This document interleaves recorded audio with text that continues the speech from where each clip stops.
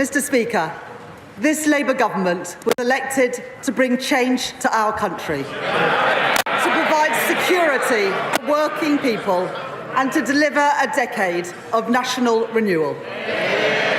That work began in July, and I am proud of what we have delivered in just 9 months. Restoring stability to our public finances, giving the Bank of England the foundation to cut interest rates 3 times since the general election, rebuilding our public services with record investment in our NHS, bringing waiting lists down for 5 months in a row, and increasing the national living wage to give 3 million people a pay rise from next week. Now our task is to secure Britain's future in a world that is changing before our eyes. The threat facing our continent was transformed when Putin invaded Ukraine. It has since escalated further and will continue to evolve rapidly. At the same time, the global economy has become more uncertain, bringing insecurity at home as trading patterns become more unstable and borrowing costs rise for many major economies. Mr. Speaker, the job of a responsible government is not simply to watch this change. This moment demands an active government, a government not stepping back, but stepping up. A government on the side of working people, helping Britain to reach its potential. And Mr. Speaker, we have the strength to do just that. As one of the world's largest economies, an ally to trading partners across the globe, and a hub for global innovation. These strengths and the progress that we have made so far mean that we can act quickly and decisively in a more uncertain world to secure Britain's future and to deliver prosperity for working people. Mr. Speaker, as I set out at the budget last year, I am today returning to the House to provide an update on our public finances, supported by a new forecast from the Independent Office for Budget Responsibility. Ahead of a full spending review in June, I will then return to the House in the autumn to deliver a budget in line with our commitment to deliver just one major fiscal event a year. So let me now turn to the OBR's forecasts. And I want to thank Richard Hughes and his team for their dedicated work. The increased global uncertainty has had 2 consequences. First, on our public finances, and second, on our economy. I will take each in turn. In the autumn, I set out our new fiscal rules that would guide this government. These fiscal rules are non-negotiable. They are the embodiment of this government's unwavering commitment to bring stability to our economy and to ensure security for working people. Because the British people have seen what happens when a government borrows beyond their means.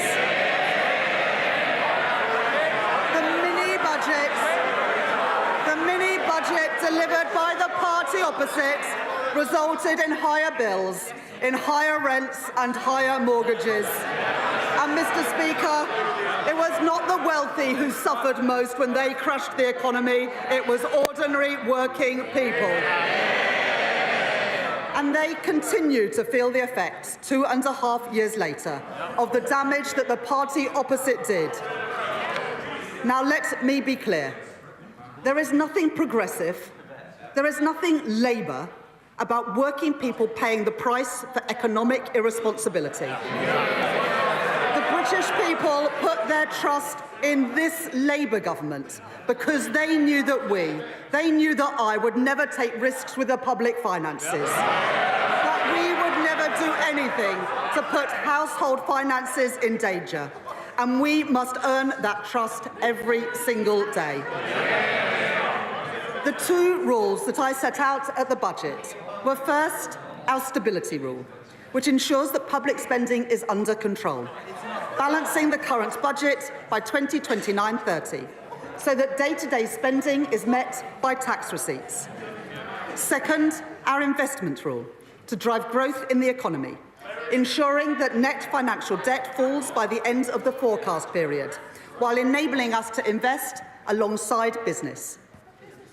Turning first to the stability rule, the OBR's forecast shows that before the steps that I will take in this statement, the current budget would have been in deficit by £4.1 billion in 2029-30, having been in surplus by £9.9 billion in the autumn, as the UK, alongside our international peers like France and Germany, has seen the cost of borrowing rise during this period of heightened uncertainty in global markets. As a result of the steps that I am taking today, I can confirm that I have restored in full our headroom against the stability rule, moving from a deficit of £36.1 billion in 2025-26 and £13.4 billion in 2026-27 to a surplus of £6.0 billion in 27-28, £7.1 billion in 2028-29, and a surplus of £9.9 billion in 2029-30. That compares to the headroom left by the previous government of just £6.5 billion. That means we are continuing to meet the stability rule 2 years early, building resilience to shocks in this, a more uncertain world. The OBR forecast that the investment rule is also met 2 years early, with net financial debt of 82.9% of GDP in 25-26 and 83.5% in 26-27, before falling to 83.4% in 27-28, in 83.2% in 2028-29, and then to 82.7% in 2029-30, providing headroom of £15.1 billion in the final year of the forecast, broadly unchanged from the autumn. After the last government doubled the national debt,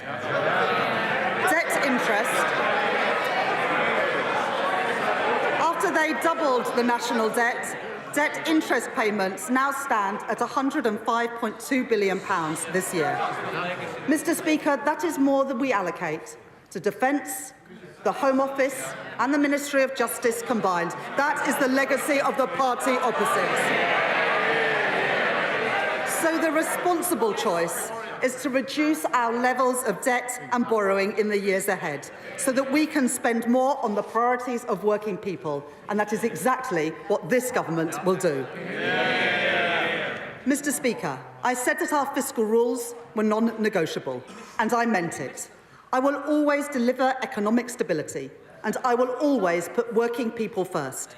I said it at the election, I said it at the budget, and I say it again today. Let me now set out the steps that the government has taken. At the budget, we protected working people by keeping our promise not to raise their rates of national insurance, income tax or VAT. At the same time, we began to rebuild our public services after the party opposite left a £22 billion black hole in our public finances. The right choices for stability and the right choices for renewal, funded by the decisions that we took on tax. As I promised in the autumn, this statement does not contain any further tax increases. But when working people are paying their taxes while still struggling with the cost of living, it cannot be right that others are still evading what they rightly owe in tax. In the budget, I delivered the most ambitious package of measures that we have ever seen to cut down on tax evasion, raising £6.5 billion per year by the end of the forecast. Today, I go further, continuing our investment in cutting-edge technology, investing in the HMRC's capacity to crack down on tax avoidance, and setting out plans to increase the number of tax fraudsters charged every year by 20%. These changes raise a further £1 billion, taking the total revenue raised from reducing tax evasion under this Labour government to £7.5 billion. These figures are verified by the Office for Budget Responsibility, and I want to thank my honourable friend, the Exchequer Secretary, for his continued work in this area. Mr. Speaker, Last week, my right honourable friend, the Secretary of State for Work and Pensions, set out this government's plans to reform the welfare system. The Labour Party is the party of work. We believe that if you can work, you should work. But if you can't work, you should be properly supported. This government inherited a broken system. More than 1,000 people every day are qualifying for personal independence payments. 1 in 8 young people are not in employment, education or training. If we do nothing, we are writing off an entire generation. That cannot be right, and we will not stand for it. It is a waste of their potential, and it is a waste of their futures, and we will change it. As my right honourable friend said in her statement last week, the final costings would be subject to the OBR's assessment. Today, the OBR have said that they estimate that the package will save £4.8 billion in the welfare budget, reflecting their judgments on behavioural effects and wider factors. This also reflects final adjustments to the overall package, consistent with the Secretary of State's statement last week and the Government's Pathways to Work Green Paper. The Universal Credit Standard Allowance will increase from £92 per week in 25-26 to £106 a week by 29-30, while the Universal Credit Health element will be cut for new claimants by around 50% and then frozen. On top of this, we are investing £1 billion to provide guaranteed, personalised employment support to help people back into work. And £400 million to support the Department for Work and Pensions and our job centres to deliver these changes effectively and fairly, taking total savings after that to the package to £3.4 billion. While spending on disability and sickness benefits will continue to rise, these plans mean that welfare spending as a share of GDP will fall between 2026 and the end of the forecast period, very different to what we inherited from the party opposite. We are reforming our welfare system, making it more sustainable, protecting the most vulnerable, and most importantly, supporting more people back into secure work, lifting them out of poverty. Mr. Speaker, at the budget, I fixed the foundations of our economy to deliver on the promise of change. That work has already begun. 2 million extra appointments in our NHS. Waiting lists down. New breakfast clubs opening across England. The largest settlements in real terms for Scotland, Wales and Northern Ireland in the history of devolution. Asylum costs falling, promises made, promises kept, and every single one of them opposed by the parties opposite.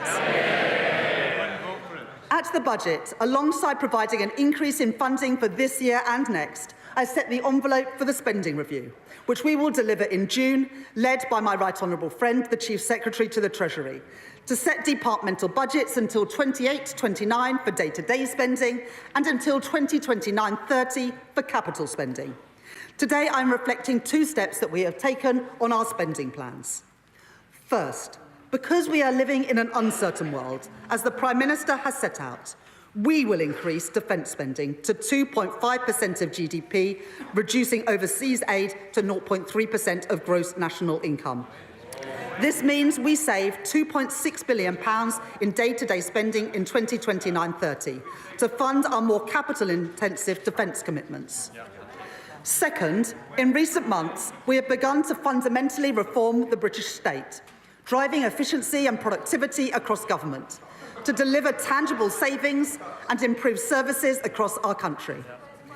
Earlier this the Prime Minister set out plans to abolish the arm's-length body NHS England and ensure that that money goes directly to improving the service for patients. My right honourable friend, the Health Secretary, is driving forward vital reforms to increase NHS productivity, bearing down on costly agency spend to save money so that we can improve patient care. And my right honourable friend, the Chancellor of the Duchy of Lancaster, is taking forward work to significantly reduce the costs of running government by 15%, worth £2 billion by the end of the decade. This work shows that we can make our state leaner and more agile, delivering more resources to the front line, while ensuring that we control day-to-day spending to meet our fiscal rules. Today, I build on that work by bringing forward £3.25 billion of investment to deliver the reforms that our public services need through a new transformation fund. That is money brought forward now to bring down the costs of running government by the end of the forecast period, by making public services more efficient, more productive and more focused on the user. I can confirm today the first allocations from this fund, including funding for voluntary exit schemes to reduce the size of the civil service, pioneering AI tools to modernise the state, investment in top technology for the Ministry of Justice to deliver probation services more effectively, and upfront investment so we can support more children into foster care to give them the best possible start in life and reduce cost pressures in the future. Our work to make government leaner, more productive and more efficient will help deliver a further £3.5 billion of day-to-day savings by 2029-30. Overall, day-to-day spending will be reduced by £6.1 billion in 2029-30, and it will now grow by an average of 1.2% a year above inflation, compared to 1.3% in the autumn. Mr. Speaker, I can confirm to the House that day-to-day spending will increase in real terms above inflation in every single year of the forecast. And in the spending review, apart from the reductions in overseas aid, day-to-day spending across government has been fully protected. I can also confirm our approach to capital investment. In the autumn budget, I announced £100 billion of additional capital spending to crowd in investment from the private sector, to fix our crumbling infrastructure, and to create jobs in every corner of our country. Today, I am not cutting capital spending, as the party opposite did, time and time again, because that choked off growth, and it left our school roofs literally crumbling. That was the wrong choice. It was the irresponsible choice. It was the Tory choice. Today, I am instead increasing capital spending by an average of £2 billion per year compared with the autumn, to drive growth in our economy and to deliver in full our vital commitments on defence. This government will ensure that every pound we spend will deliver for the British people by increasing productivity, driving growth in our economy and improving our frontline public services. Mr. Speaker, let me turn now to the impact of increased uncertainty on our economy. To deliver economic stability, we must work closely with the Bank of England, supporting the Independent Monetary Policy Committee to meet their 2% inflation target. There have been 3 interest rate cuts since the general election, and today's data showed that inflation fell in February. Having peaked at 11% under the previous government, the OBR forecast that CPI inflation will average 3.2% this year before falling rapidly to 2.1% in 2026 and meeting the 2% target from 2027 onwards, giving families and businesses the security that they need and providing our economy with the stable platform it needs to grow. Mr. Speaker, earlier this month, the OECD downgraded this year's growth forecast for every G7 economy, including the UK. And the OBR have today revised down our growth forecast for 2025, from 2% in the autumn to 1% today. I am not satisfied with these numbers, and that is why we, on this side of the House, are serious about taking the action needed to grow our economy. Backing the builders, not the blockers, with a 3rd runway at Heathrow Airport and the Planning and Infrastructure Bill. Increasing investment with reforms to our pension system and a new national wealth fund, and tearing down regulatory barriers in every sector of our economy. That is a serious plan for growth. That is a serious plan to improve living standards. That is a serious plan to renew our country.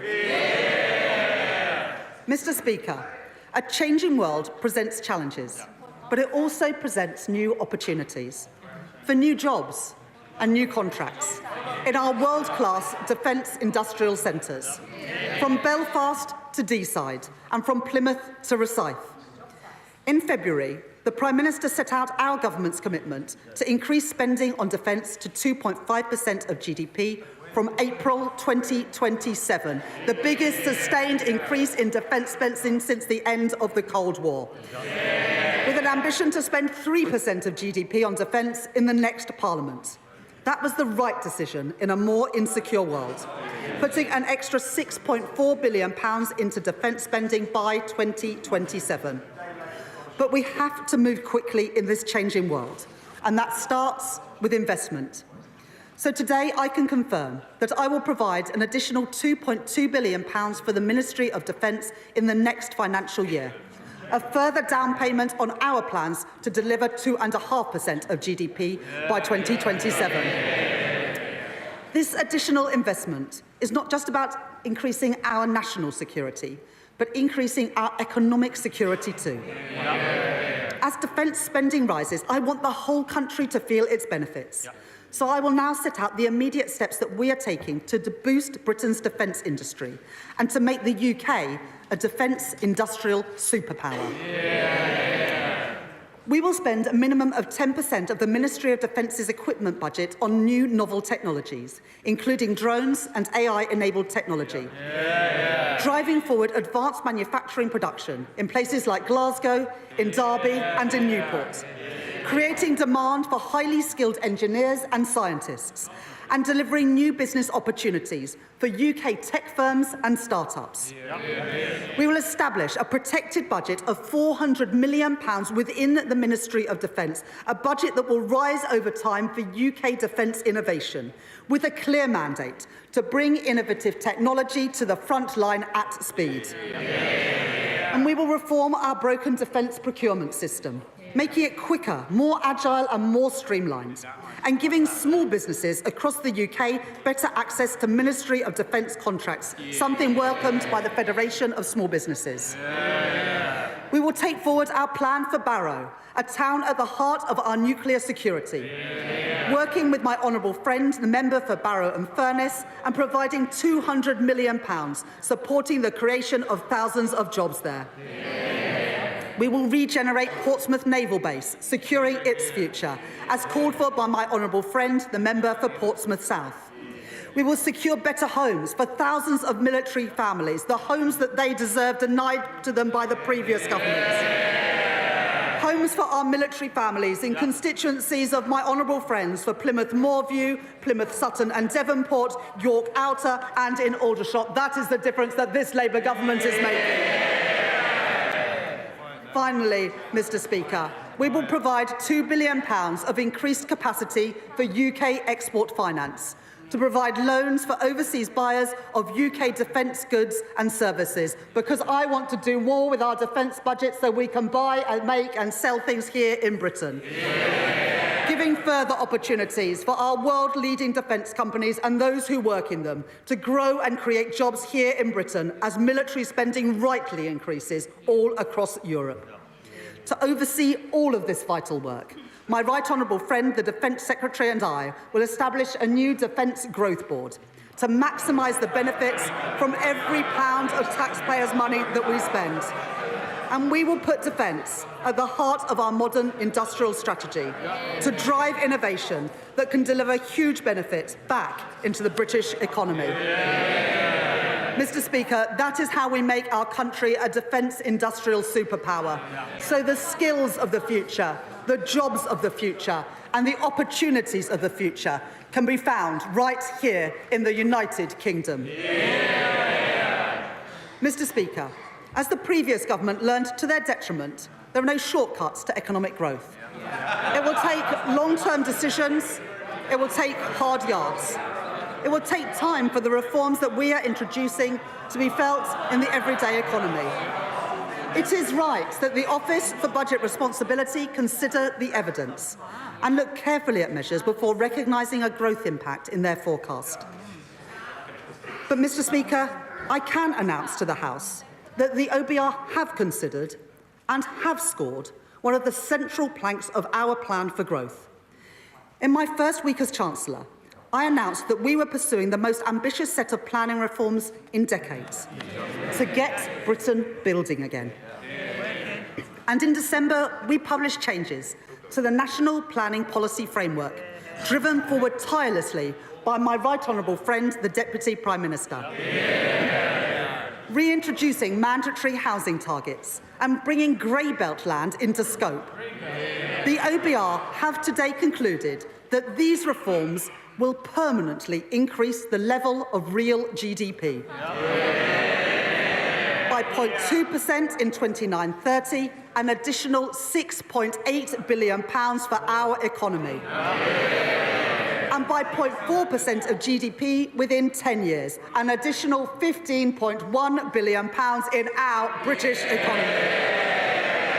Mr. Speaker, that is the biggest positive growth impact that the OBR have ever reflected in their forecast for a policy with no fiscal cost.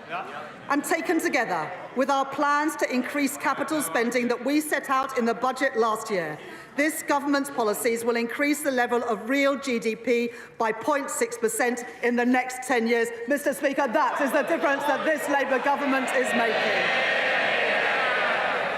Policies to grow our economy. Promises by a Labour government, delivered by a Labour government, opposed by the parties opposite. Mr. Speaker, the planning system that we inherited was far too slow. The OBR have concluded that our reforms will lead to house building reaching a 40-year high. 305,000 homes a year by the end of the forecast period. And changes to the National Planning Policy Framework alone will help build over 1.3 million homes in the UK over the next 5 years, taking us within touching distance of delivering our manifesto promise to build 1.5 million homes in England in this Parliament. Homes promised by this Labour government, homes built by this Labour government, homes opposed by the parties opposite. The impact on our economy goes further still. I said at the election that we could not simply tax and spend our way to prosperity. We need economic growth. So I can today confirm that the effect of our growth policies, including our planning reforms, means an additional £3.4 billion to support our public finances and our public services by 2029-30.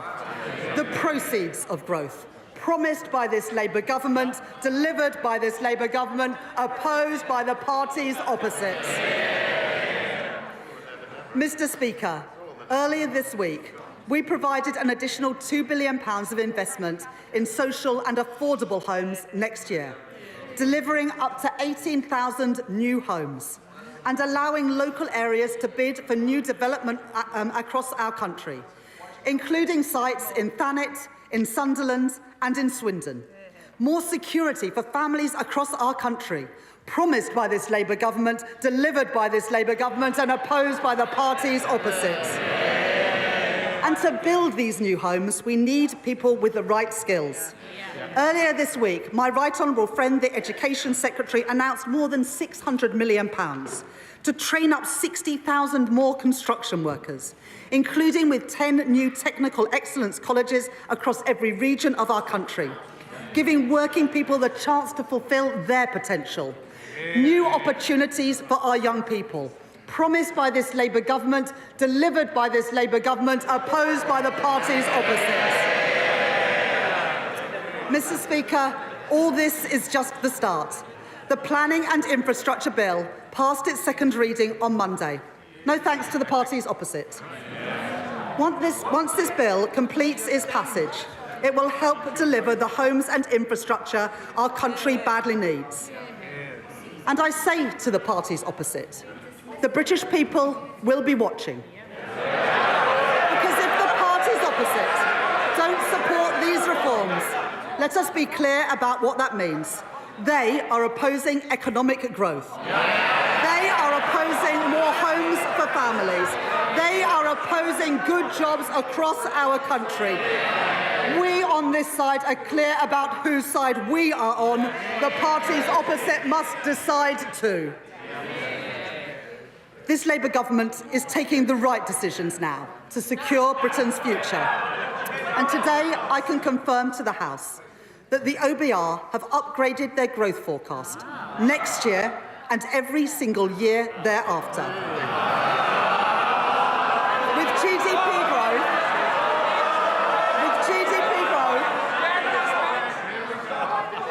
With GDP growth of 1.9% in 2026, of 1.8% in 2027, 1.7% in 2028 and 1.8% in 2029. Mr. Speaker, by the end of the forecast, our economy is larger compared to the OBR's forecast at the time of the budget. That is the difference that this Labour government is making. But, Mr. Speaker, this isn't just about lines on a graph. It's about improving people's lives. Working people are still feeling the pinch after a cost of living crisis caused by the party opposite that caused interest rates and inflation to go through the roof. So I am pleased that the OBR confirmed today that real household disposable income will now grow this year at almost twice the rate expected in the autumn.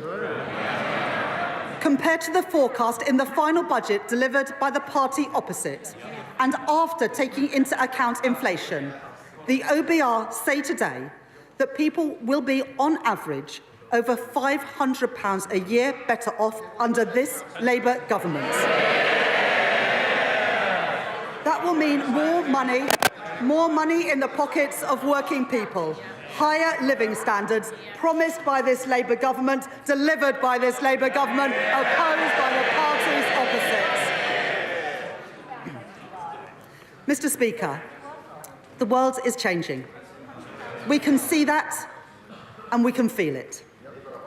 A changing world demands a government that is on the side of working people, acting in their interest, acting in the national interest. Not retreating from challenges, not stepping back, but a government with the courage to step up, to secure Britain's future, and to seize the opportunities that are out there before us. I am impatient for change. The British people are impatient for change after 14 years of failure. And we are beginning to see change happen. Our plan for change is working. Defence spending is rising. Waiting lists are falling. Wages are up. Interest rates are cut. That is the difference that this Labour government is making. And today, Mr. Speaker, the OBR confirm that our plan to get Britain building will drive growth in our economy and put more money in people's pockets. There are no quick fixes, but we have taken the right choices. Returning stability to our economy after years of mismanagement by the party opposite. Delivering security for our country and security for working people. That is what drives this government. That is what drives me as Chancellor. That is what drives the choices that I have set out today. And I commend this statement to the House. Shadow Chancellor Mel Stride. Mr. Speaker, at the last budget, the Right Honourable Lady said that she would bring stability to the public finances. Stability to the public finances. But this statement, more appropriately referred to as an emergency budget, has brought her to a cold, hard... Can I just say to you, quite rightly, I want to hear to the Chancellor. I now want to hear the Shadow Chancellor. I don't need any help. Thank you, Mr. Speaker. This emergency budget, Mr. Speaker, has brought the Right Honourable Lady to a cold, hard reckoning. She has become very fond recently to talk about the world having changed. Well, indeed it has, Mr. Speaker. This country was growing at the fastest rate in the G7 only about a year ago. And just as the OECD and the Bank of England and other forecasters, and now we learn today the OBR have stated. Growth has been halved in this year, cut in two as a consequence of the decisions and the choices that the Right Honourable Lady made on her watch. Inflation, which was down to 2%, bang on target on the very day of the last general election under a Conservative government. We are now told this year will be running at twice the level as was forecast under ourselves in 2024. This is going to mean prices bearing down on households and on businesses right across the country because of her choices. And the OBR also says, Mr. Speaker, that unemployment will be rising this year and next year and the year after. And in fact, across the forecast period, it will not decline at all. So much for the Right Honourable Lady's back-to-work plans. And we have already seen, Mr. Speaker, what it means when it comes to controlling borrowing under this Chancellor. And yes, she has come forward now with a plan to squeeze spending later on in the forecast period. And she has, of course, told the OBR that these are the elements of spending restraint to which she will stick. But what do the markets think? And could I ask the Right Honourable Lady, given her track record, given the fact that she has failed to control spending and borrowing to date, what does she think the markets are going to make of her latest promises? But the Right Honourable Lady, Mr. Speaker, says, of course, that none of this is her fault. It is the war in Ukraine. It is President Trump.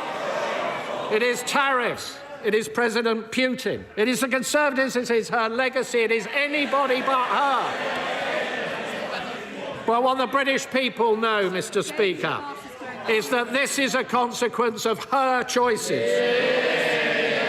She is the architect of her own misfortune. It was the Right Honourable Lady, Mr. Speaker, who talked down the economy, so that business surveys and confidence crashed through the floor. It was the Right Honourable Lady who confected the £22 billion black hole. A smokescreen that was only ever there in order to cover up for the fact that she and the Prime Minister reneged on their promises to the British people during the last general election. And a black hole that the OBR themselves, ironically at the government's behest, have said they will not legitimise. She chose to be reckless with a sliver of headroom against her fiddled targets. She borrowed and spent and taxed like it was the 1970s. Little wonder, Mr. Speaker, that the Chancellor has tanked the economy. Little wonder we have an emergency budget, all because of her choices. Now, the Chancellor likes to tour the television studios and tell everybody they should be thankful that she will not be ramping up taxes in this emergency budget as she did before. But that will be cold comfort to the millions up and down the country waiting in fear and trepidation for the start of the new tax year. Buckling under the burden of tax that will be rising to the highest tax burden on her watch in the history of our country. And so could I ask the Right Honourable Lady if, when she replies in a moment, she will give that much-needed reassurance, particularly to businesses, that she will not be ramping up taxes still further in the autumn. Even a basic economist, Mr. Speaker, knows that if you tax something, you get less of it. You don't need to have worked at the Bank of England for 10 years, Mr. Speaker, to know that. So what did the Chancellor tax? She taxed jobs and wealth creation. She's destroyed livelihoods, businesses clobbered, big and small companies, the backbone of our economy. Enterprise crushed on the altar of her ineptitude. The CIPD telling us a third of those businesses affected will shed labour. Morrison's losing 200 jobs, Tesco 400, Sainsbury's 3,000 jobs lost. No wonder the Federation of Small Business say that outside of the pandemic, business confidence has been left at its lowest level on record. But it's not just businesses, Mr. Speaker. It's charities, it's GPs, it's pharmacists, it's those who transport children who have special educational needs, and it is hospices caring for the sick and the dying. In this House, Mr. Speaker, the Labour Party had the opportunity yesterday and last week to stop that, but they voted our amendments down. And we will never let their constituents forget it. Mr. Speaker, if you ramp up taxes, if you ramp up borrowing and spending without any commensurate improvement in productivity, it leads to growing inflation. And inflation has been increasing on this government's watch. It means that interest rates stay higher for longer. The Chancellor just now trumpeted the fact that there had been 3 interest rate cuts since the Labour Party came to office. She knows full well there should have been more than that had she managed. She knows full well. She knows full well. She knows full well, Mr. Speaker. She knows full well that interest rates are higher for longer because of the choices that she took. And this has led, Mr. Speaker, to servicing costs for our national debt, which is running at twice the defence budget. And today we have learned from the OBR that debt interest is to increase still further. None of this money, Mr. Speaker, is going to be spent on public services. It will be going down the drain. Mr. Speaker, the real black hole, Mr. Speaker, the real black hole is not the one the Chancellor invented, it is the one the Chancellor created. It's not a central problem, Mr. Speaker, the fact that this Chancellor is a gambler. Even with her fiddled fiscal targets, she left way too little headroom. Way too little headroom. And it's not the truth that whilst the Right Honourable Lady said at the last budget that that was a once-in-a-Parliament reset, she rolled the dice on a wafer-thin margin, and she lost. Reckless with her fingers crossed, she fiddled the targets and she missed them.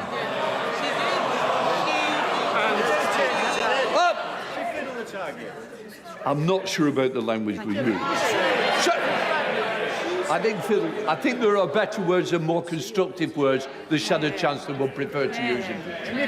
Can I just point out, thank you, Mr. Chair, can I just point out that all of her fiscal headroom disappeared, not just some of it. In fact, she went underwater to the tune of £4.1 billion. Mr. Speaker, reeling from one fiscal event to the next is not a way to run the public finances. And breaking your fiscal rules to the extent that the Right Honourable Lady has in just 6 months is a public humiliation. Mr. Speaker, could I briefly focus on defence spending? We on this side of the House welcome the fact that, as we press the government to do, they will reach 2.5% of GDP by 2027. And we note the stepping stone along the way that the Right Honourable Lady has just announced. But we should go further than that. The 3% target should be brought forward to this Parliament. So can I ask the Right Honourable Lady, given the geopolitical tensions that she has raised, what provision has she made in her headroom, in her fiscal plans, for increasing defence spending more quickly in this Parliament if that proves necessary? And could I ask her, would she scrap the absurd Chagos deal and put that money behind our armed forces? Mr. Speaker, the economy is in a perilous state, but there was a different way. There were different choices on taxing and spending and borrowing and on productivity and on welfare. And let me just say a few words on welfare. It was the privilege of my life, Mr. Speaker, to have served as the Secretary of State for Work and Pensions. And when it came to welfare reform, With that privilege came a deep responsibility. The responsibility for welfare reform to be properly thought through with a very clear plan.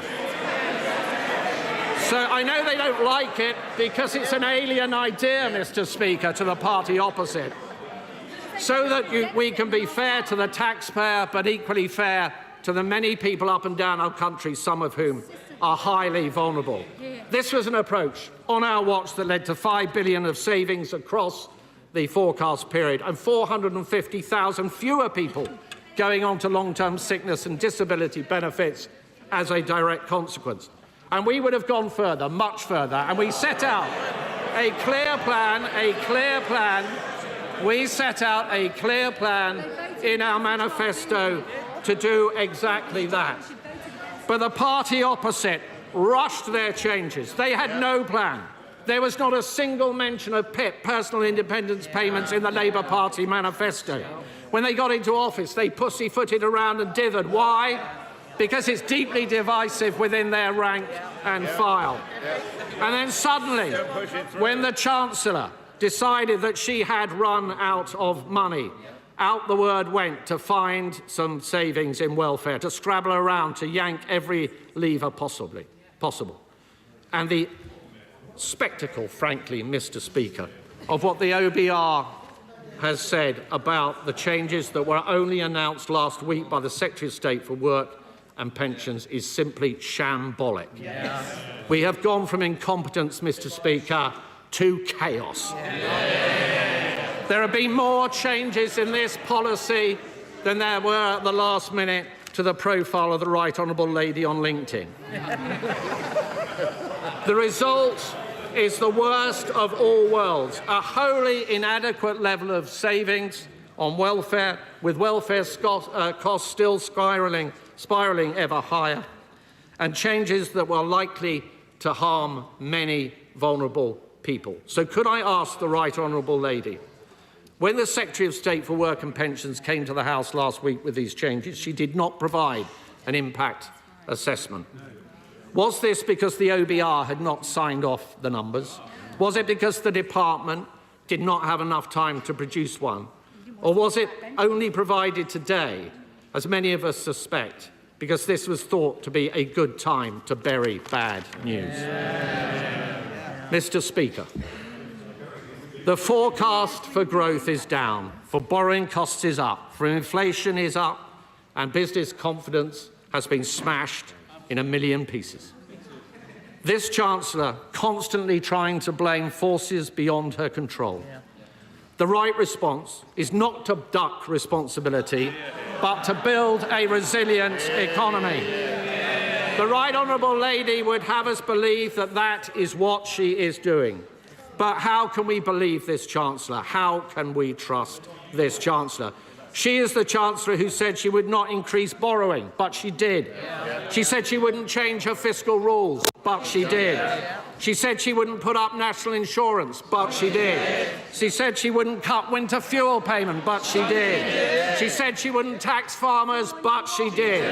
And she said she would not move to more than one fiscal event a year, and she just has. And now we are all paying the price of her broken promises. Today's numbers confirm it. We are poorer and we are weaker. To govern, Mr. Speaker, is to choose. And this Chancellor has made all the wrong choices. Chancellor of the Exchequer. OK, well, I know that the Chancellor hasn't been in this role, Sarah Chancellor hasn't been in this role for very long, but I mean, at least he's not misquoting Shakespeare today. If this was a budget, then it would be the Leader of the Opposition responding. Now, I'm glad that she's still in her place. I know that she'll want to get back to her office for a lunchtime steak soon. But the Right Honourable Gentleman, he talks about budgets. Let me remind the party opposite that the only emergency budget we have seen in recent years was in response to the party's disastrous mini-budget. A mini-budget that crushed the economy, sent mortgage bills spiralling and left a £22 billion black hole in our nation's finances. Now, they might have forgotten about the damage that they did to our country, but the British people never will. But as always, the Shadow Chancellor talked a lot, but he didn't offer a single alternative. He says he opposes our tax rises, but he can't tell us whether he would cut the NHS to reverse them. He says he wants economic growth, but they abstained on the very planning reforms that the OBR have said will kickstart growth. Now, Mr. Speaker, you don't change the country by abstaining, by sitting on the fence. You change the country by leading, by taking action, and that is what this government are doing. And Mr. Speaker, he says he wants businesses to trade, but he doesn't want us to talk to the second largest economy in the world, or indeed our biggest trading partners in the European Union. He simply isn't serious. 4 months into the job and he's got no clue. He wants to talk about growth, but he doesn't say anything about the fact that the OBR has upgraded growth next year and every single year after. He talks about pensioners, but he forgets that it's his party to scrap the triple lock, which we are protecting and which will mean the state pension rising next month by over £400. And Mr. Speaker, he talks about wages, but he forgets the fact that we are boosting wages by boosting the national living wage from next month. And, Mr. Speaker, the Shadow Chancellor says nothing about living standards or this morning's fall in inflation, because the last Parliament was the worst on record, and the OBR today have revised up their forecast for family finances. Mr. Speaker, working people are always better off with Labour. Now, he is learning something, because at least this time he's asked a couple of questions, so let me respond to them. He asked what should the markets make. Well, what the market should see is that when I've been tested with a deterioration in the headroom, we have restored that headroom in full. That is the choices that I made. And he says that it's a slither of a headroom. Well, it's 50% more headroom than I inherited from the party opposite. When I was left with a slither of headroom, I rebuilt it after last government eroded it. That is the difference that we've made. And whilst they left the public finances and the public services a mess, we wiped the slate clean, which means we have the flexibility now to increase defence spending, as we have done in as the leader of the Labour Party has done. The party opposite had 14 years to increase defence spending, and now they lately come to the party. And the Shadow Chancellor mentions welfare reform and his time at the Department for Work and Pensions. What a legacy. 1 in 8 young people not in education, employment or training. 1,000 people a day going on to personal independence payments. And the OBR say today that welfare spending as a share of GDP will now start falling, a far cry from what we had under the party opposite. And, Mr. Speaker, the Shadow Chancellor speaks about employment. Well, the OBR say that employment will increase, that wages will increase and that living standards will increase. What a change after 14 years of the Conservative Party. Well, the world is changing and no one can be in any doubt about it. But the Conservative Party are stuck in the past, divided, out of touch and carping from the sidelines. They have no plan.